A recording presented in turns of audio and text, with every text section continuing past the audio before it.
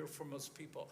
I don't think I've ever known what it is and what it will be like to be in the presence of Jesus and to receive his delight and honor the way that I have known with this woman over 48 years.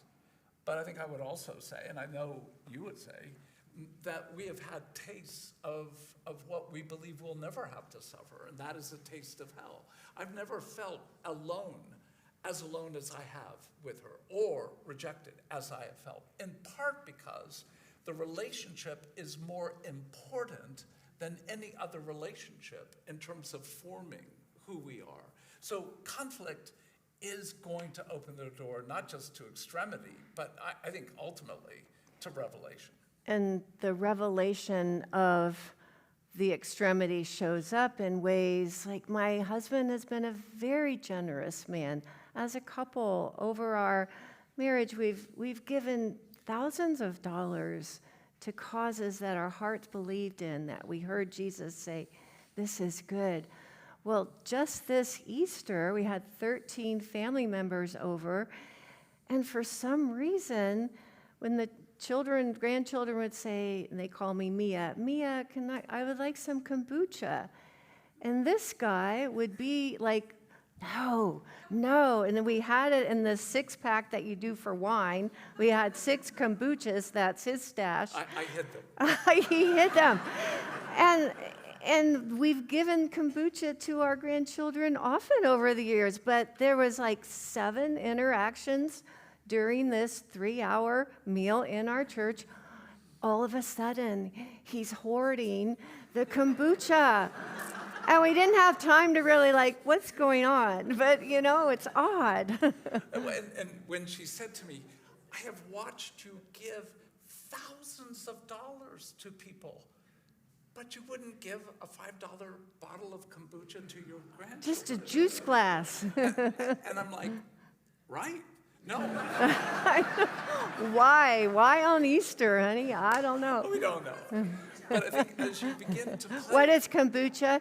It's a fermented kind of a healthy drink that's kind of like tea 7 that's Up. Fermented. It's not alcohol. Yeah, it's tea. But it's delicious. Right. Good question. We should have said. It's healthy. But I think in that whole process of things being revealed, and I would say this would be true of any marriage in the room, and that is you have seen your spouse at their best in a way that likely no one else has seen in that way. But you've also seen them at their worst. And that sense of extremity and exposure, it's a reality that no relationship will, in one sense, give you a greater look at who you are than your marriage. Do you want to say anything about how we met before we get into some of the oddness? Later. Okay. Well, I have a hard time asking for help, and that goes to my family of origin story. I had a very busy mother that actually was very mean, and she was doing wonderful things. Our parents were in the Great Depression as children and went off to World War II. So after I was born in 1952, my mother was very involved in raising funds for orphanages, raising funds for women to go to college, building a church physically, and all that went into that, busy all the time, as well as all the clothes that she would sew for us, all the curtains.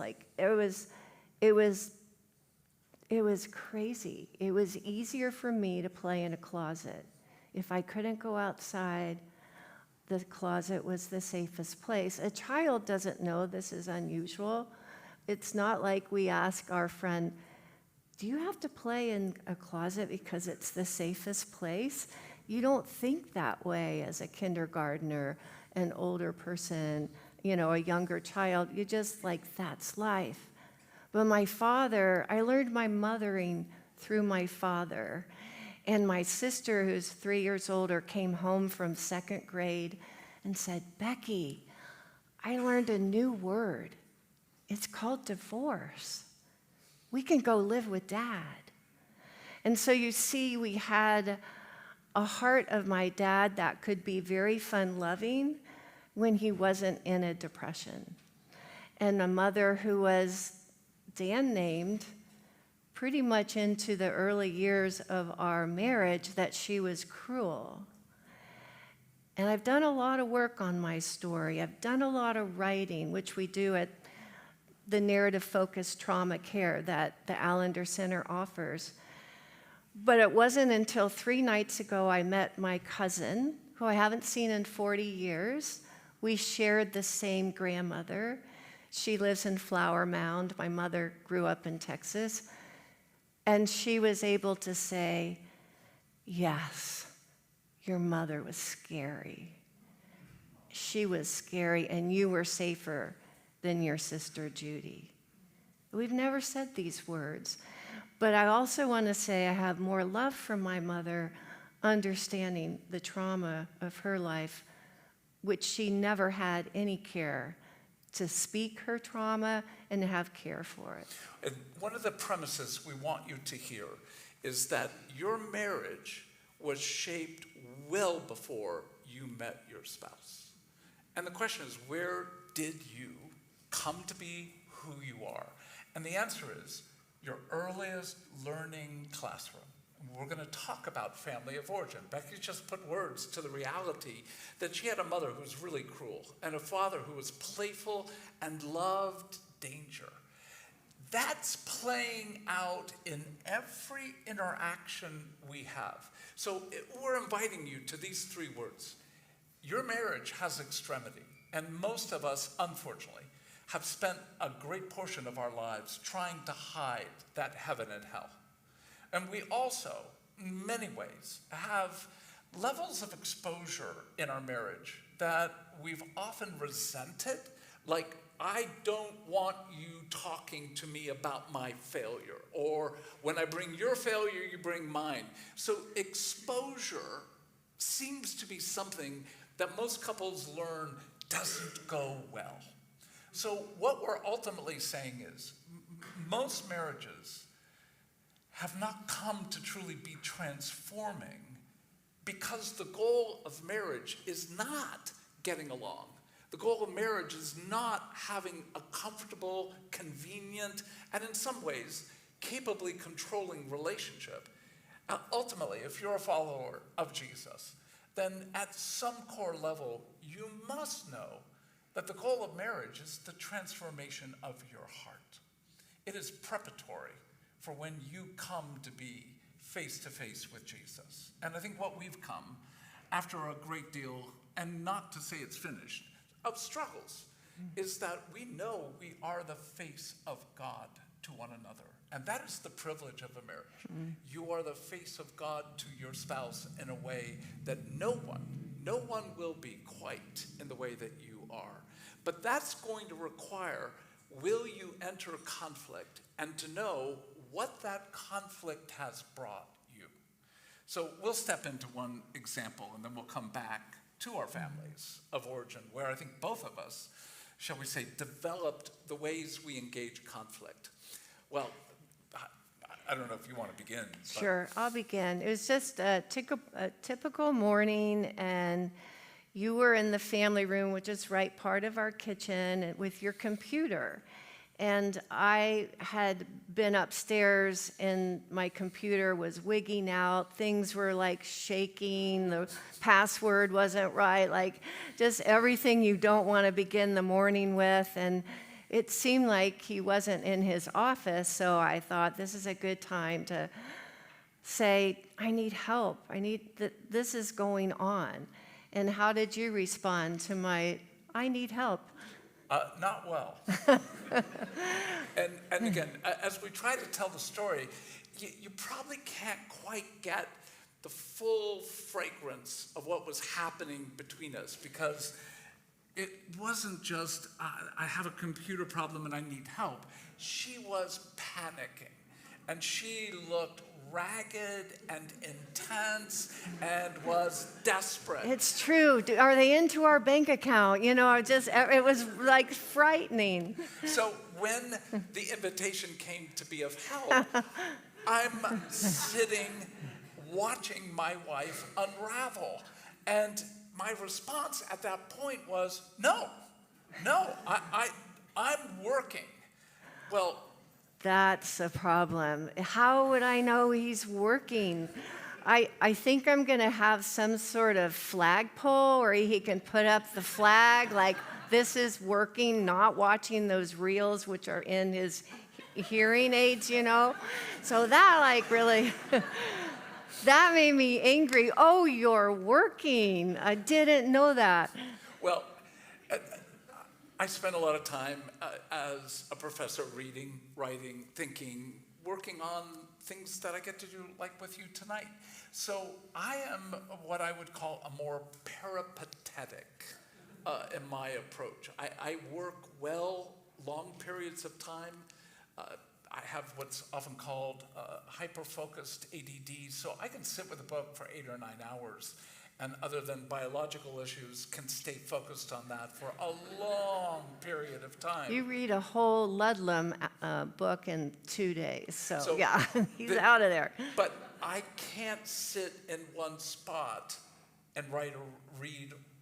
So I move. I move around the house. I move around my office to different chairs. So again, maybe a flag would help. But at that moment, Look at Mike. at that moment, there was a triggering of a response. And my response was, I think I've done fairly well in saying, no, you're interrupting me right now.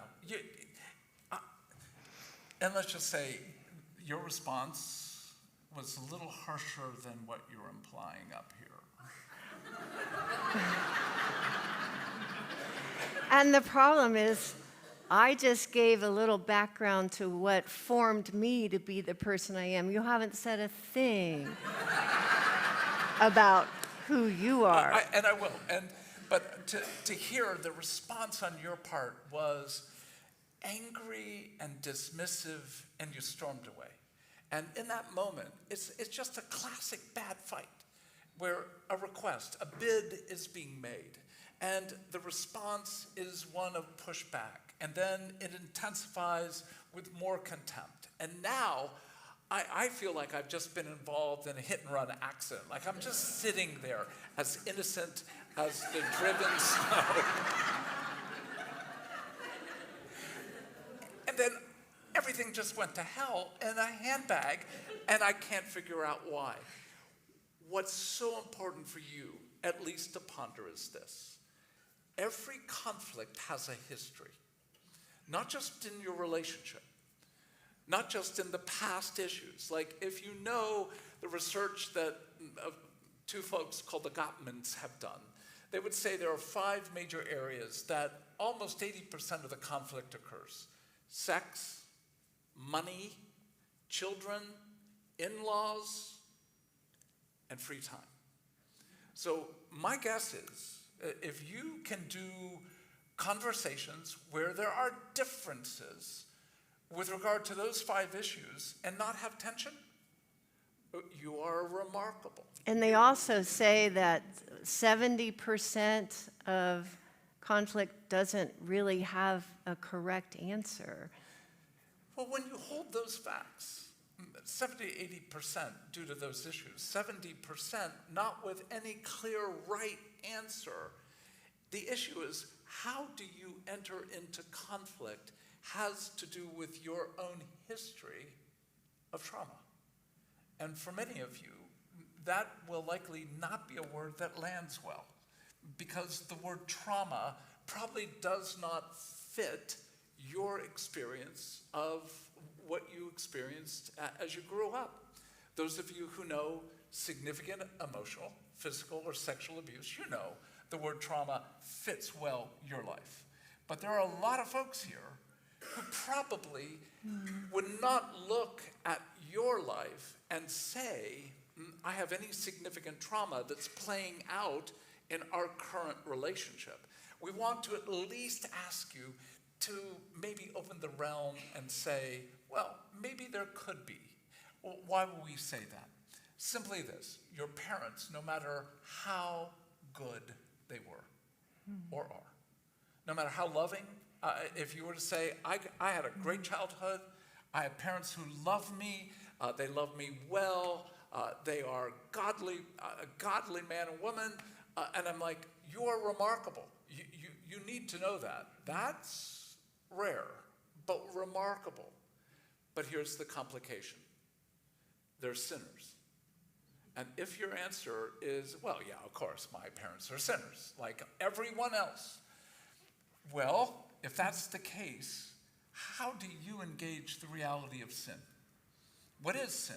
And again, there are many moments that we could cover far more material, but to underscore, Jesus talks about sin in two major categories, lust and anger. And whether you like those terms to describe yourself and or your mother, your father, the reality is that's what Jesus describes, the reality of the human condition. We struggle with lust, we struggle with anger. What's lust? It is not primarily sexual. Lust is desire that has gone mad so that it has become a demand. What's anger? Anger is when you don't get what you think you need, you are likely going to make someone pay. Maybe even you pay for what you perceive is your fault, that you somehow don't deserve getting what you desire. What I'm trying to underscore is your parents, us, you, struggle with lust and anger. And Jesus takes those two terms and ups the ante into these words, adultery and murder.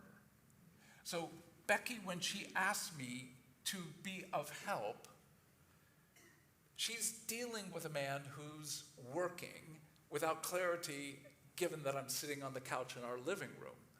But she's interacting with an adulterer and a murderer. And I don't think most of us allow ourselves to name the reality of how that has affected our lives in terms of forming who we are, let alone naming how it's playing out in our relationship. So the way you've named it, and I'll simply go back to repeat, Becky grew up with a really cruel mother. And I think you grew up having to be incredibly independent. And I think that story of the Jungle Gym is such an example. Yeah, to give you and we went to church 2 or 3 times a week, and Jesus was a part of our lives, I'll say that. But yeah, I think I was waiting after a swimming lesson. I must have been 4 or 5 years old, and my mother said, just play outside till I get there. And so I thought I'd try and get across these jungle gyms. And I thought I was pretty tough and strong, but I made it halfway. And I have already lost any capacity to scream out for help. Are you kidding? I'm never going to want to bother my mother. So I hung there, and finally, 2 mothers sitting off the playground noticed, and it took 2 of them to take my arms, my hands off the monkey bars. I mean, that's like, I'm not going to bother anyone, certainly not even a mother. And then another story that's pretty quick to say, that 1st grade ballet tap lessons, my mother said, I can't be here on time, wait in the lobby. Well, my sister and I had been screamed at and yelled at, dumb, dumb Dora. I'm not sure where that came from. She's Texan, maybe you all know. I think it's something with World War II. I Googled it once after she died. But she would scream, stupid, stupid, stupid. You see, she had unaddressed trauma that wasn't known to us then, but I didn't want anyone to know that I was stupid. Why would I ask an adult, where's the lobby? So you see, at such a young age, I've lost my ability to cry out for help. I went through the entire school system and college, and I think I maybe raised my hand twice. I was committed and stifled from the agony of being screamed at so much of my life. So without knowing anything of my story, you can understand why, when she's beginning to ask for help, not just because the computer's not working well, but asking for help is already triggering her as she comes to invite me to participate in the problem. And knowing long history of your not choosing to use your words, again, part of the heartache of living in a marriage is the reality that we often reenact some of the wars that our spouse had when they were young. I don't see that at the moment she's asking, and part of that has to do, indeed, with my own family. And if I were to put it quickly, my mother was a very complex, difficult woman. I'm an only child, and my mother had a level of complexity that we often refer to, at least in our field, as borderline personality disorder. If that's a new term to you, let me just describe what 5 minutes could be with her. She could be laughing. She was very witty and very verbal. She could be laughing, and then a moment later, she could be raging at me for some perceived fault that I had done. And then, in a moment, that rage could turn to tears, where she literally collapses on the ground weeping. And then, a minute later, so this is all within a 5-minute period, she can able to stand back up and start laughing and make light of everything that just occurred. So I lived in a world that was profoundly unpredictable. The only way I knew to live was to watch her like a hawk, and to know that when there were certain tensions in her neck, it was not worth staying for a meal. It was far better to go hungry than to be in the context of the kind of world where there would be nothing but chaos. But my job, and everyone in this room, had a role in their family. Everyone. And what that role was often influences how you engage in your interaction with your spouse. My role was to tell stories. I remember as young as age, probably 8, 3rd, 4th grade, coming back from school, about a 12-minute walk, where I began putting together the evening soliloquy. My task was to entertain my mom. My father was a monosyllabic man who barely ever spoke a full sentence. So my job was to keep my mom stable and entertained. And I would do that with clarity as to an opening story. Then I would move to something with a little bit of intrigue. Almost always had to have a drama where there was some pathos or loss. And then a revolving movement towards some level of resolution with humor at the end, and it's done. My 40-some minutes at dinner is finished. So my life with my mother was constantly having to make sure she was okay, and doing so by language. But we would often have so many intense interactions that the only way to keep my mother somewhat from absorbing and consuming me was to create trouble. So if I got into an accident with my bicycle, my mom wouldn't speak to me for a day or two. If I got caught and sent to the principal for a problem, that would give me usually 2 to 3 days. If I actually got kicked out of school, I had a whole week in the Bahamas. So the question again is, do you know you grew up with adulterers and murderers who, even if they were wonderful human beings, used you? That's what lust is. And then when you didn't make them feel what they wanted to feel, in some form made you pay. So those realities of trauma, what we're describing, can be broadly called developmental trauma, attachment trauma, where you don't have true attunement. You don't have the kind of big stage to be able to fail on and know that that would only give the opportunity for more growth, more curiosity, more play. So the degree you felt pressured, to the degree that you had to keep your mouth quiet, to the degree that you were under certain demands, what we're trying to say is you learned how to manage your body's stress biochemicals. So all conflict evokes stress biochemicals. Cortisol, adrenaline, noradrenaline, catecholamines. When you get into conflict with your spouse, I know for most of us, we would not use the word, I'm in trauma. But your body is ramping up in almost any conflict. And so for us, that moment where you're asking for help, it is so heartbreaking to say, I'm coming back to her and saying, don't you know what a lobby is? I'm treating her in a way that confirms you're stupid. But also, I think it's important to underscore, you're interacting with me in a way that feels, it's not true, feels like you're violating my boundaries just like my mother did. So already the interplay between the two of us in that moment is we are being triggered. And our bodies are feeling old feelings that were built into us, really young children. I learned how to be kind by watching my mother interact in the world, because she was kind of a bully.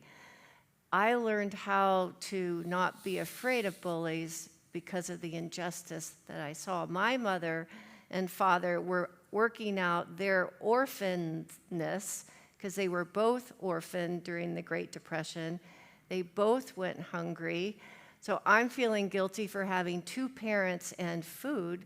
So I really never learned to talk very much because my mother was pretty amazing with how she could turn her afternoon luncheon with certain women into mockery.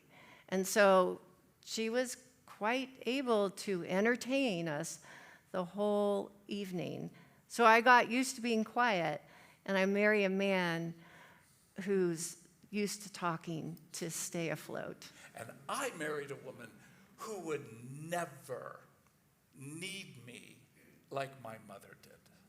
And that interplay, I mean, we met in 10th grade. It sounded so godly, you know? It felt godly. I'm like, Jesus has prepared us beautifully. Well, our first encounter was in 10th grade, and we were in a French class. I'm an A, first row, first seat. She was a Gilbert, second row, 3 seats back. And I used to drop my pencil so that I could stare at her beautiful legs. I never noticed. And I watched how she interacted. You know, high school, obviously, multiple cliques that don't get along with one another. And I was able to watch how she was bridging relationships. So kind, with so many different, radically different people.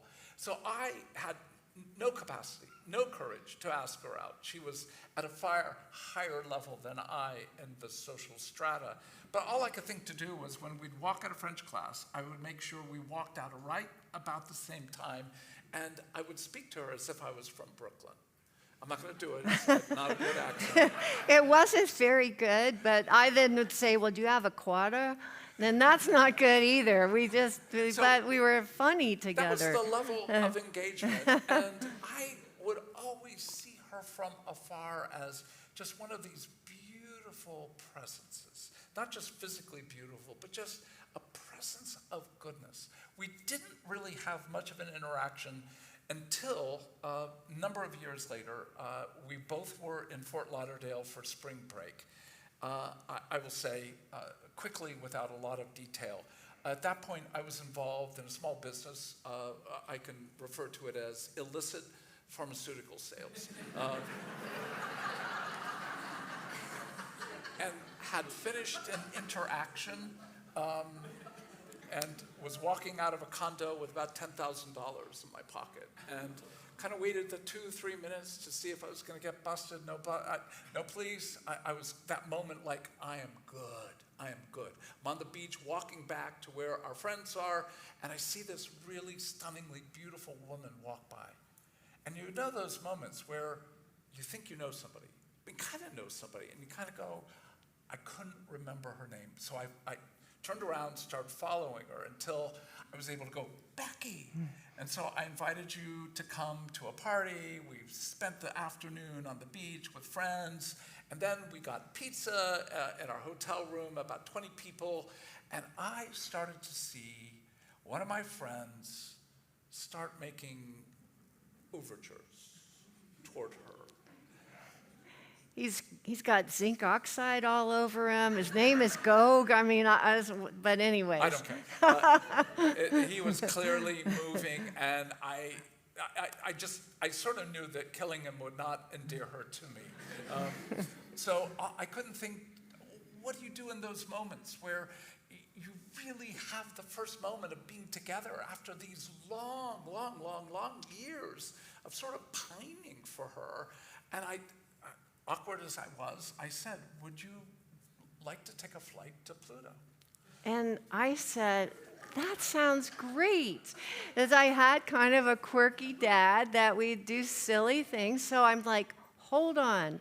And I got the 2 bedspreads off the room and the 2 styrofoam ice buckets with the little stirs for the coffee that we could breathe out of, and our helmets. And I'm like, yeah, let's go. So I think he had a different idea about those bedspreads, but that was going to be our spacesuit. So we went to the beach, and for 3 hours, I did what I did at the table with my mom. I told stories of making that trip there and back. She gave me her phone number. He was high, I was straight, but we had a good time. So you gave me your phone number, and within less than probably a day, I lost it. She was with 4 friends from Ohio. I was with my friends. Eventually, time to go back. This is an ancient day. Most of you can't even comprehend it could occur this way, but you would take your luggage and just tell someone at the front where you're going, and they would take the luggage. And I would say, I'm going to Columbus, Ohio, and the person took the luggage, and I went in to hand my ticket. When I got in, I handed the ticket over, and he looked at me, and I looked somewhat disreputable. And he looked at the ticket, and he goes, what are you trying to do, kid? This is a ticket from Columbus, Ohio to Fort Lauderdale. You can't fly home on this. I had $5 in my pocket. I had about $9,500 in the bag. And I begged him to bring the bag back so I'd at least have the money, and probably the ticket was in the bag. And he looked at me probably with that look like, you're in trouble, I'm not going to help you. So I did what any putative young drug dealer would do, and that is I called my mother. And she did probably one of the kindest things that she had ever done at that time, and that is she said the words, you got yourself into this, you get yourself out of it, and hung up. Now, I'm high on psilocybin. I am panicking, and I just remember that Becky and her friends were leaving that morning to go back to Ohio, but I just didn't know the hotel other than I remembered it was the Beach Blank Hotel, the Beach Blank Hotel. So I went and got $5, turned into dimes. Maybe 1,000 of those hotels in Fort Lauderdale. I started calling one by one, asking if Becky Gilbert there. And after about 30, 40 cents, it dawned on me, perhaps somebody else registered their name, not hers. So I started asking 4 girls from Ohio. Each time, what I'd hear is, no Becky Gilbert, how do I know where the girls are? And then they would hang up. After about $2.50, $3, I finally started remembering, they're driving a white Datsun. So I started saying, Becky Gilbert, 4 girls from Ohio, a white Datsun. Each time they would say, no Becky Gilbert, how do I know where the girls are from? What do you want me to do? Go out in the parking lot and look for a car? I was down to about $1 when the dude said the same 3 things, and then he stops and he goes, wait a minute, there's a white Datsun leaving right now. And I said, I beg of you, will you go stop them and ask if a Becky Gilbert's there? Puts the phone down. Someone knocks on the window of the Datsun I'm in and says, "Is Becky Gilbert in here?" And I'm like, how did my mom find me here? So I wasn't happy, but I got on the phone and it was Dan, and he said, "Hey, I need a ride to Ohio. Can I get a ride?" I said, "It's not my car, let me go ask." And so the 3 other girls said, "Only if he drives the entire way." I'm not about to tell them. I'm somewhat incapacitated. So we begin this drive, and we'll end this story to say that sometime when we're in Georgia, we need gas. I go in, pay for the gas, and I do have pretty long hair, look very disheveled and disreputable. And a good Southern boy started messing with me, and he pushed me. And I'm not fond of being pushed, so I pushed back. He swung, and I hit him, and he went down. And he had 2 friends there who looked like they would like to join this interaction. I was in trouble, and I ran. But as I ran, I saw that the cash register was open. And if you're already in trouble and you have no money, so I just grabbed a few 20s on the way out. Which he never told me that until 8 years ago. Somehow he told that, and I'm like, what? Never knew that part. He's a thief. Well, I get into this not terribly powerful Datsun and tried to make our escape. And several cars followed us with shotguns and shot at us. Shotguns. Again, they could have taken us out easily. They had faster cars, but for whatever reason, they chose not to continue the interaction. Our stories are playing with one another, just like yours. I caused trouble in part to keep my mother at bay. She was trained in many ways by her father to be in situations, sailing where you almost drowned several times. So we have this connection to danger. We have this connection to, in one sense, a woman who doesn't need me, but seems to adore me and loves my stories. And I have a relationship with a woman who engages me without requiring me to tend to her. So the relationship's working, and I love the way you put it. It did feel like this is just of God. And in fact, even though there was something very beautiful about that, what we had not tended to was our own trauma. We both have histories of past sexual abuse. We both have families that are probably more significantly chaotic than yours. But what you are being asked to consider is, what's happening between the 2 of you when there's conflict? You are having a dance that you have learned over not just your marriage, but over a lifetime for how you will manage what happens in your body when cortisol, adrenaline, noradrenaline begins to pulse. We are triggered in the context of conflict, and it brings to the surface often unaddressed trauma that we've had very little, shall we say, reason, and I want to say courage to address. There was a psychologist, I think in the 50s or 60s, Karen Horney, and she had that you either move against someone, you move away from one, or you move towards someone. I really knew how to dance the dance to move away.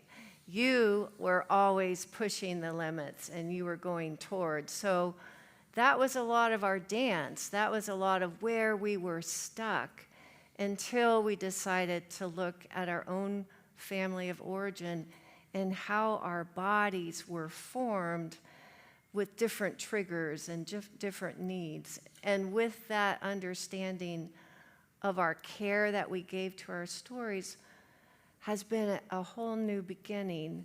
at this late stage of our marriage of care and of understanding curiosity just kind of gets rid of that contempt that you might first choose at a difficult time of argument. So if triggers expose something of your current and historical trauma, your word is such an important word.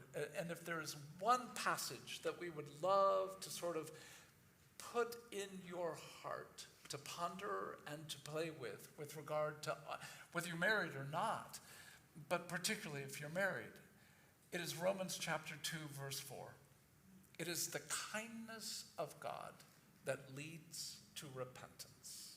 And Paul asks, and I think he says it with grief when he writes this, and he says, why do you treat the kindness of God with contempt? The number one killer, and this is not just true of marriage, but it's certainly true of marriage, the number one killer of relationships, the number one killer of marriage is contempt. So if you are in conflict with your spouse over something where there are differences, we're telling you your body is going to react with some degree of stress. It's likely going to bring up to the surface some degree of your own past trauma. And how have most of us managed our trauma? It is through the category of contempt. And I didn't know I married a bar fighter. I saw the hilarity and the brilliance of stories and a little quirkiness and fun, which I had because of my father. But we came to understand very, very recently was my mother was tightly wound. And she was a formidable presence. And you see, when our early years of marriage, when we would get into a fight, I was used to that. I was used to a sense of violence, not physical, but an eruptive, violent man that could throw a bar stool or a glass, out in the backyard. It's like, I'm used to that. What if I hadn't had my family? That would have frightened me. And because I was often in those kind of intense wars with my mom, we just fit. What brought you together over some season will eventually begin to divide you. And so if you will name the dance of your own life and story and their life and story to begin to address the question, what drew you two together? Much of it deeply beautiful. Ultimately, something of the very hand and goodness of God, yet there's always brokenness, always the reality of our own lust and anger playing out in the context of our relationship. So before we end, we want to capture three major categories. You cannot see transformation, can't see change if you will not name. So one of the things that we would so invite you to do is, do you know the dance that occurs when you two are in a conflict? Are you able to talk about the steps? You do this, I then tend to do that, which then seems to cause you to do this, which then, if you can go at least 3 levels of response to each other, you've got the beginnings of your own tango. And often it is a dark tango. And how you fight likely comes to a degree out of how you learn to survive in the context of your family of origin. You cannot change what you do not name. And I don't find many couples capable of honoring that question. Do you know your dance? How does it play out? And how is it rooted in your own story of heartache and trauma? A second thing that we're inviting you to is you cannot truly change, even in the midst of conflict, if you do not know one another's story. I know from countless interactions with your mother, you certainly know from countless interactions with my mom, stories that we'll not tell here, that if we were, we would likely be in tears, because they bore great harm. I need a witness to my life, not mere information. Like, oh yeah, I know your dad was an alcoholic. I know your mom was very demanding. We can know facts about one another, but that's not the same as knowing stories. Knowing context, characters, plot development, and actual dialogue. I don't remember, someone will say, well, begin to allow yourself to write one or two stories. And often it is like a dam that's finally released to begin to have stories, because we do not weep for mere facts. We begin to have the capacity to grieve for one another when we begin to know the stories that have bound you and shaped you. Number one, you can't change what you do not name. You cannot change what you don't grieve. And you cannot change unless this becomes something that is actually a routine, a practice, something that doesn't occur just when there are conflicts, but where there's the reiteration of our struggles, so that the kombucha conversation, when you said to me, I have seen you give away thousands of dollars, and you wouldn't give your own granddaughter a kombucha. And I'm like, at least initially, like, yeah, that's right. We didn't want to share. And But then why? What happened? You know, the curiosity without judgment. And that's too what we're trying to be. And I'll say to Dan sometimes, I didn't grow up with a kind voice. My mother, and sometimes this harshness comes out, and I catch myself, and because I want to change, because our days are numbered, what we have left. And so the curiosity of, yeah, what was going on with Easter kombucha? which is the question God asks Adam and Eve after the fall. And the question of, what's the tone of voice you think God speaks when he says to Adam, where are you? Is it with disappointment, with rage? Or is it with kindness and invitation? And that's what we think is the ultimate gift we get to be and to offer one another. That question of, where are you? This interaction's not going well. Where are you? The resolve of where we're going to go for vacation this summer, yeah, it's an issue. We need to deal with it. But the question is, there's an intensity, there's an energy, there's an anger. If it's true, 70% of our conflicts have no legitimate right or wrong answer. Then what does it mean for us to actually tend to the face of our friend, our spouse, to begin to ask that question, where are you? And what has brought you to be where we are right now? So when we invite you to do this work, we're inviting you to actually begin the process sometime in the next 24, 48 hours. Could you possibly have a conversation with your partner where you begin to go, would we like to become a contempt-free marriage?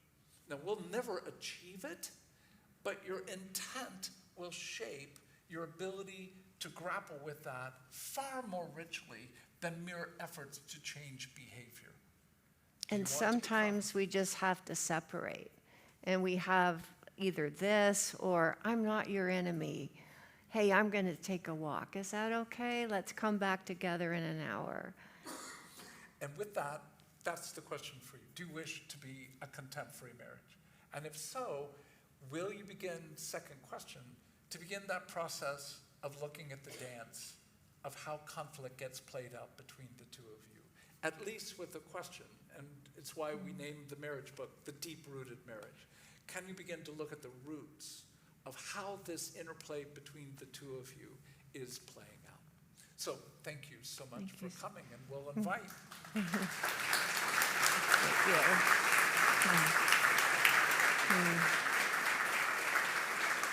Should we move over? We'll move over. Okay. We may have a conflict here. I don't think I really want to talk. So what's your story? Okay, this is meant to be a time of questions, mainly for them. Thank you. But Mostly. first of all, thank you. Thank you so much for sharing, and I'm taking notes like crazy and saying, I don't have anything to add to this conversation. I'm still learning, which is true. I think we've been married about the same number of years, 48 years here, Wow. 48 years there. Oh, Dwyer's 48 years. Raise your hand in the back. Anybody else married 48 years? Anybody want to be married 48 years? That's awesome, Way to yeah. go. All of you. Okay, so this is the time for questions. Right there. How many? 50. 50? Wow. There we go. Congratulations. Woo, yeah. Want to sit? All right, Dustin, so how does this work right now? What do we do? You ask questions to them, or vice versa. Okay, let me make sure Do you that I want me to understood scoot kind of back? what you said there at the end. Looking for a contempt-free marriage, is that what you said? And to have that moving towards the questions, kind of like, where are you? What's this dance that we're in? That kind of thing, right? Yep. Am I saying that right?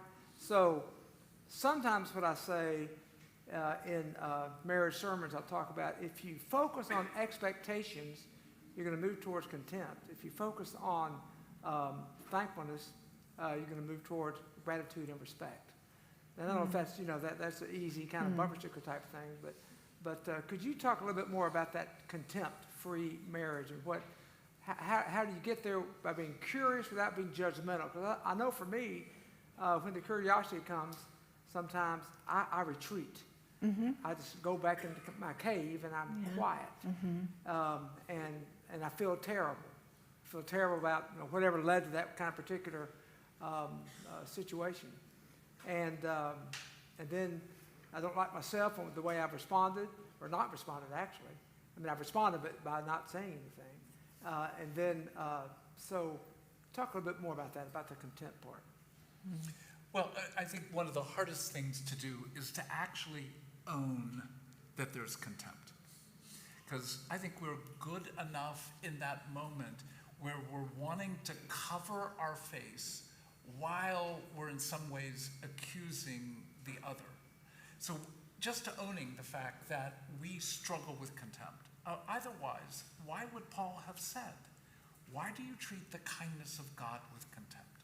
So once you begin to make that connection, to say, when we feel vulnerable, we either turn against ourselves or we turn against the other, or both. So just knowing that, and in one sense going, it's inevitable. We're not saying some of you have contempt. We're saying if you don't see contempt in yourself, that's due to your blindness and likely your self-righteousness. That's painful to hear, but if you can see it in your 13-year-old granddaughter or daughter, you know people use contempt to be able to write other people off. And when you feel vulnerable and you feel exposed, you feel shame.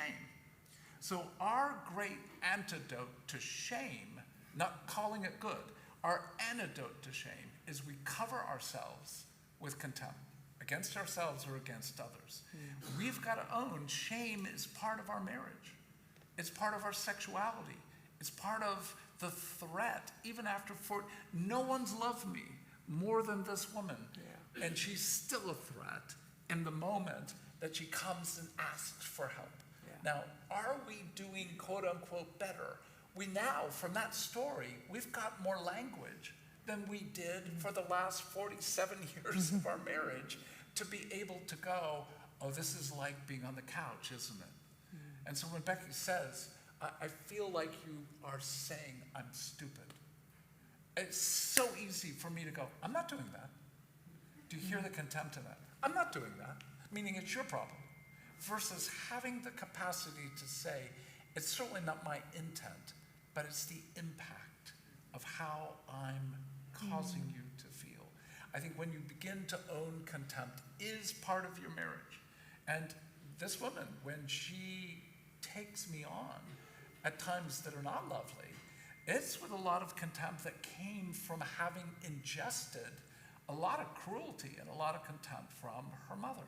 So once we own it, that it's there, I'm not saying it becomes much easier, but it becomes more capable for that to come without accusation. And what Becky put words to is so important. She will often say to me, you need to take a walk with Jesus.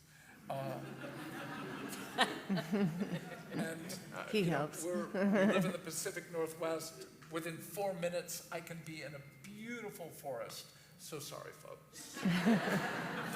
And a forest walk is a soothing place to begin the process of kind of internally yelling at God, yelling at her, yelling at myself, and beginning to go, what's going on? Back to that question. Will you let the Spirit of God ask you the question, where are you? Where are you? You just write off the boys, because every example that you've used has been about little girls and granddaughters and stuff. And I remember being, 8, 10, 12, 16, and yeah, you should have just put a bridle on me and tied me up in the pasture. So I don't know if that was an accident or it's a whole nother day. It's a whole lovely other day. Okay. But how do you feel about bridles? About, Bridals. Why don't you say a little bit about the grandsons? yeah, again, to say, we have a 16-year-old and a 14-year-old grandson, and the way they roll their eyes, I've actually wanted to video it for them for about 15 years from now. Because that adolescent contempt it's at a level of refinement without the capacity to actually have the social interest in hiding it. So all I can say is we know contempt. You don't have to go very far looking at any political process and not hear contempt in every party. You can't hear and see it in terms of people responding to something online and not feel the dark joy in making someone pay with this kind of vicious denigration. So I think it's part of our culture, but it's also part of each of our hearts that we've got to grapple with to allow the true kindness of God to begin that process of transformation. What if, Don't make eye say contact. something, don't make eye contact. I'm just listening. You're just listening? What about the contempt part? Does that ring true? I just rolled my eyes. Awesome. That's hilarious. Thank you. There are levels of contempt, though, correct? I mean, an eye roll is different than, you're expressing something, a frustration. But I think, I don't know exactly. I'm not, what are you thinking? When was I contemptuous? In the last 24 Well, hours? like you said a moment ago, in the last, about 24 hours, but just, I feel like I deserve it sometimes, right? Right. So that's something I said or something I think about that happened a while back or something that happened on the spot. And so then I want to get better at that. And oftentimes what I'll say is, I didn't mean that. Well, that doesn't always help. But I said it, or I did it, whatever it is. And how it got communicated was in such a way that I feel that maybe the shame or contempt coming. And then add into that the voice of the evil one who's really trying to mess everything up even more, right? So he's whispering in everything. And sometimes it's more than I can handle. I just kind of have to sit back and shut up and crawl back into my cave and lick my wounds for a while. But Philip did grow up in a family with, our family kind of talked about conflict. I had a mom and dad and an older brother and a baby brother. Philip was the baby of older siblings, and they didn't really talk about conflict. Is that correct? Yeah. So I will ask, not trying to be contemptuous always, but curious at times. And sometimes it triggers a frustration in him because he thinks that I'm trying to push him into a bad place or whatever. And I'm just asking, like, I don't like unresolved conflict. I'll ask questions and say, what's going on? Where are we? Whatever. But that's kind of the way I grew up, though. Well, and the phrase, I don't like unresolved conflict, you can say that's universally true.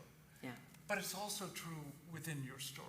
Yeah. So when you begin to go, you don't like tension, and you escape into the proverbial cave, right there is vulnerability.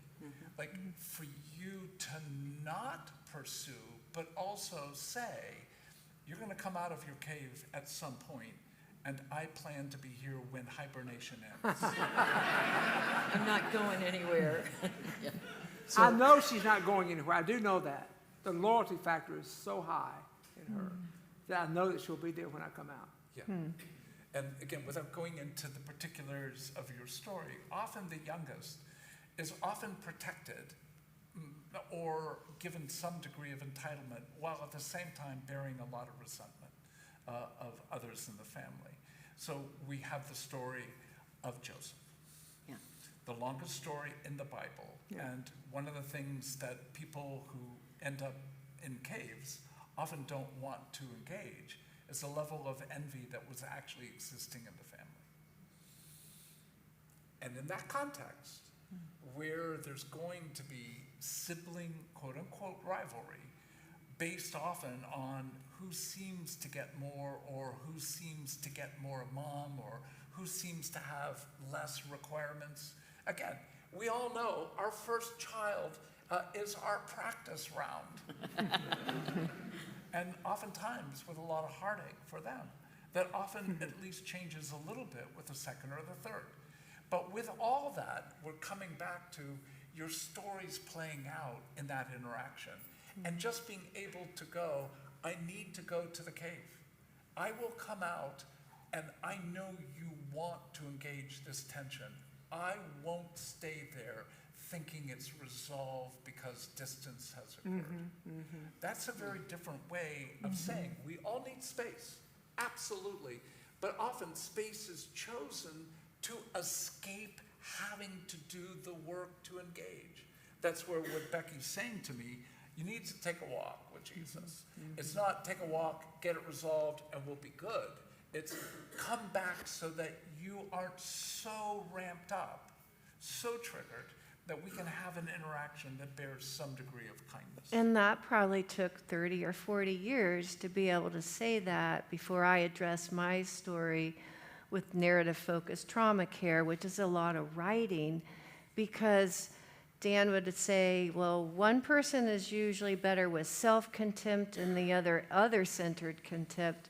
Well, he was a wordsmith and found lots of fault with my family, and so it worked well for us. It was always my fault or my family because that's who you are, moving against, and I was like, I'm out of here, and, not having the words, but feeling the guilt. So making sure over many moons, you're coming out of the cave a little sooner. But even when you're in the cave, I hope you're writing. I hope you're putting words down to what got triggered for you in that interaction, and what's the connection between what occurred and what occurred. So we're looking at the horizontal, which means what's happening between you two, but also what's the vertical? What's the history of this process that needs to be addressed? And why do we get back to this place? And that then would the be curi- for a long time. We would say, okay, things have been going so well. How do we get back here? We still are working on it. Until heaven, right? Wow. What other guys, how many guys like caves? Am I the only guy that retreats in the cave? Is that a guy thing? It's actually platonic. That if you know Plato. The cave was the context. Yeah, yeah, yeah. Yeah, so, all right, what questions might y'all have? Yes? Parker? Yeah, you mentioned the role of writing a lot as like a solution path. I'm curious to hear more about what you would expect to happen to someone as they write. Okay, well, is Dr. Pennebaker, it's from your state, University of Texas, Austin, is that it? And he did lots of, there's all sorts of things to Google. But what happened, he had 3 groups. One group would write 20 minutes about something kind of important. The other one, not write at all. The other one, something not so important. That one group went to the healthcare facility less, got better grades, basically happier. And that wasn't even writing about important things. That was just accessing your right brain through writing. And in that remembering, you can start to heal a lot of places that you had even forgotten about. So there's tons of research that writing is very important. If you're really serious about if you're curious, what was that about? Because prompting allows you to at least come up with the smells, the sights, the dirt, and it's amazing what that discipline of writing can open up. And to underscore, the part of your brain that intersects between what we refer to as our cortical thinking process and our limbic feeling process is accessed uniquely by writing with your hand, not typing. So for a lot of people, I'm fine with you journaling, diarying, whatever, with a computer, but there's something about that tactile experience of writing, pen, paper, Bilateral. etc. So part of that is just trying to engage that question. What's going on? What's getting triggered? Where do I find myself feeling defensive? What am I asking? And get back to that lovely word. What are the expectations? And from my standpoint, the word expectation is it's desire that's become a demand. Yeah. So what we often do is we lose the capacity to have desire. And that's a killer in marriage. Like we have learned over 5, 10, 15, 20 years, we don't talk about this because it's only going to create a kind of conflict that ends up creating division. So we create DMZs, demilitarized zones. And when you do that, just as there is between North and South Korea, who do you think takes that land? This is land that evil will inevitably sow seeds of both discord, disappointment, literally a growing sense of division. So it's one of those places where to go, what are the topics we can't deal with without heightened arousal with that sense of there's trauma here? And a lot of times, sex, money, parenting, free time, those kinds of categories, we're not saying go home and do it tonight. Go pick up the category of how you deal sexually in a conversation with one another until you begin to name the dance. Because once you get the dance clear, what are the steps you both utilize with some sense of at least a little bit of dirt digging to get a sense of where they came from, you'll be in a better place to be able to go, no, we're doing what we've done before. I don't want to do this. This is what he meant by contempt. I feel your contempt, or I feel my contempt. And I can't stop it. I can't just get rid of it, but you can pause to begin that unearthing that has the potential literally to come back to that phrase. It is the kindness of God that leads to repentance. When we begin to experience the kindness of God with one another and in our own engagement with our own unhealed parts, I think that's when some Is that what you meant when you talked about you either moving against someone, moving away from someone, or moving towards someone? Is this? The towards, I guess that would be the towards, right? Yeah. Well, I'd be against. I mean, Well, oh yeah, you're against. He's that, that's Well, the how he idea though is to move survived. towards someone, right? well, it's moving toward, but the way that Horney meant it was close to the word fawning. That when we talk about trauma, we talk about fight, which is against, flight, which is away, and then this notion of freeze or fawn. And that's where you're working so hard to make sure there's no conflict. Like you'll do anything. Like what will make you happy? Or we won't talk about this, or we'll do whatever you want. That kind of complicity to avoid conflict looks like a good marriage because you two are getting along. Yeah. But it's not. Yeah. You're Other not questions? dealing- Yeah, Ken? We found it really helpful in our marriage to share this with some trustworthy friends.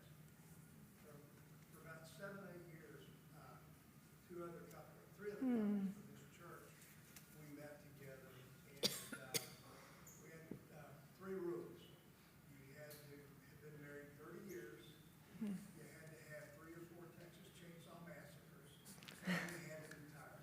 Have those built into each other, and Hold the microphone to your mouth. There you go. have those built into each other, and then with people that you trusted and that you could be vulnerable with. We found a lot of times when we try to work this stuff out between us, we still were unable to give up our own territory, and so we really found it helpful with these. It's glorious. And I will say that's rare as proverbial hen's teeth, where several couples, 3 or 4 couples, are joining together not just to do a Bible study. I'm all for Bible studies, not just to do a book study. I'm all for book studies, or just companionship, that you love being with people, but where you actually join with 2 or 3 other couples with the intent to grow your marriage, which means an acknowledgement that our marriage has plenty of room to grow. So you're rare to actually create and be part of an environment where, at least when we've been in groups like that, to be able to have Becky be able to name, yes, he's written books, yes, he does conference, yes, he's been part of a graduate program. I'm much better at helping others than engaging my own face in the relationship. And that's why I need exposure. That sounds harsh for most people, but exposure is that invitation to name, where are you? And to do that with other couples where you can bring your life with honesty, appropriate, over time, trust, that was a key word you used. I think that is absolutely going to change most marriages if they'd be willing to engage that over a significant period of time. So thank you. Time for maybe 2 more questions right here. I'm curious, I appreciate the invitation. You want to stand up maybe? I appreciate the invitation into this for us. I'm curious, when you say it took 30 or 40 years, was there some event? Like, what caused you to look at each other and say, we need to do this differently? Well, I actually, with this organization, the Allender Center, which wasn't our idea, it was the president of the school, and I was the head intercessor, and it was the idea of writing, 3 different writing assignments over like 8 months. And I've seen with the students over the years, they came in one way, they left another way. And so after being the intercessor for 6 years, I'm like, I actually want to do this program. And for me, it was the witness of a group that was so important. And of course, they knew I was married to Dan, but just as silly as this, but it was important at the time. They'd sit with me and then they'd come back to our group time and they'd say, yeah, he never says Becky. He just says my wife. You know, and so it's these young parts of not being seen, but it was holy ground where they could talk, and we had a wonderful facilitator, and you'd hear other people's stories. You're like, oh, me too. And they'd hear yours, and so it was just a pretty easy way. It seemed more like how church should be, that there was a safe place of caring. So I think that's very much when I realized with the writing, I had something to say, and it really, and then the co-author of this marriage book is a fishing buddy, Steve Call, and they would fish and dream about a book together or whatever. And in one of the marriage conferences, Steve said, conflict is a good thing, which I think I elbowed you. You poked me but hard. I'm like, I don't like conflict either, but I'm like, wow, this is lacking. You know, we ought to lean into that sentence. All I would add is, it's been so cyclical. There were things, if you were to read the Deep Root of Marriage, the first story is an engagement when our children are much younger on a ski slope, where Becky took me on in that moment in a way that revealed something of my bullying, the pressure I was putting on my children. And you would think a major moment of exposure and grace and honor, forgiveness, goodness would change me. And it did. And it's not enough. And it's never enough. Until you meet him face to face, we'll be wrestling with some of these issues until we are with him. But that doesn't mean that there can't be change. So for each of us, I would say there are probably 20 or 30 major moments where there does feel like there is a propelling of a different kind of movement, but then we can go back and go, and that happened 20 years ago when we began to face that. So I hope for all of us that there's a sense that couples who are in their later part of life are still wanting to grow and still have much room to grow until one of us comes to be with Jesus. So that should be both comforting, but at some level takes you back to the core reality of, is your marriage a context where you really know, you both agree, this is where we get formed to be more like Jesus?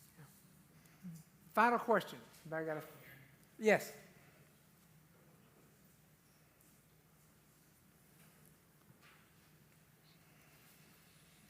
Hey, thanks for the talk. It was really great. My question is, you began the talk with a warning on the dangers of avoidance. Was that fair to say? Yeah. And ended with an invitation to a contempt-free marriage. And so I found myself wondering, well, how does contempt not equal conflict, and therefore there would be a bit of a weird thing there, and that wouldn't match up. So can you maybe speak to the correlation between avoidance and contempt, and what the danger is there? Yeah, again, it's a lovely question, and I also want to honor your time and what time you expected to depart. However, I will take a few moments. So the framework would be this. When you avoid, ultimately what you're saying is the threat is too severe. And again, I'm not saying there aren't moments where we need to separate, to tend to our own hearts. But where there's that fundamental of, I'm going to avoid this conflict because it's not gone well in the past. That's the key word. Why did it not go well? Because there was some kind, and most of you will react negatively to this word. It will feel like hyperbole. Because there was violence that you felt toward or from the other. And again, I'm not talking about domestic violence. If we are, it's a whole other category. I'm talking about anger as murder. So if you take seriously what Jesus said, lust and anger is playing out. How does anger get seen and experienced in your relationship with anybody? And are there emblematic ways, meaning the dance? There are ways you make people pay with your anger. You can do that by cutting someone off, like silent treatment, which is a form of avoidance. But even in the avoidance, you're making them pay. And for us to begin to name, we make one another pay often. And the ability to be able to say, ouch, ouch. Like, what happened? Well, did you hear your tone? What, my tone? Oh, my tone's not good enough? Can you hear? And then to be able to go, and for Becky to be able to go, no, it's not. Oh, fine. You want to make a deal of this? No, not really. But I want you to hear, you're triggered right now, and you're needing a fight, and I don't want to participate with you, but I also want you to hear I'm not going to back off. So you're holding honor and truth. Honor and truth together. Not judgment, not defending to attack, to seep, to keep yourself safe. So when avoidance is seen as likely a way we make the other pay, not just keeping ourselves safe, but making the other pay, then we can see in that it is a form of contempt, even if it doesn't have the eye roll or the tonality of what I've been demonstrating. Welcome, welcome. Okay, we're going to close, and then I guess there'll be time if y'all want to visit with them some afterwards. But we're going to close with something we do every Sunday. We invite people up to celebrate their anniversary if it's coming up that week, and we hold our hands out and we pray over them. And if you go to this church, then you know what the prayer is. So if you will, please stand. And instead of holding your hand out towards any particular person, just hold your hands up this way. And those of you who know this prayer, say it with me. Those who don't know, listen, receive, hear, and be blessed. Oh God, you have so blessed the covenant of marriage that in it is represented the spiritual unity between Christ and His church. Send your blessing upon these, your servants, that their lives together may continue to reflect your love and forgiveness, and that their home may be a haven of blessing and peace. Through Jesus Christ our Lord. Amen. May the blessing of God Almighty, the Father, the Son, the Holy Spirit be with you now and always. Amen. Thank you all so much.